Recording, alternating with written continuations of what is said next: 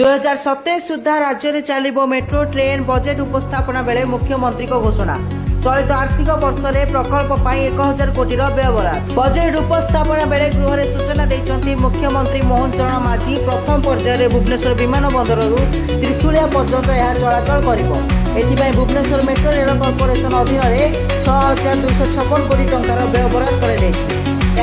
चलित वर्ष यह प्रकल्प 1000 कोटी टंकार व्ययबराद कर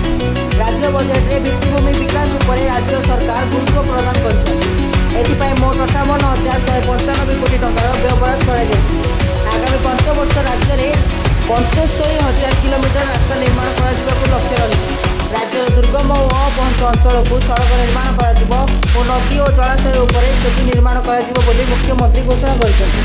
सड़क और सेतु निर्माण 2024-25 आर्थिक वर्ष में 15,865 कोटी व्ययबराद कर ग्रामीण जोगाजोग व्यवस्था उन्नति ग्राम्य उन्नयन विभाग व्ययबराद को 26% वृद्धि कर 9,456 कोटी टंका प्रधानमंत्री ग्राम्य सड़क योजना 1976 कोटी टंकार व्ययबराद कर रिपोर्ट जागरण 24 न्यूज।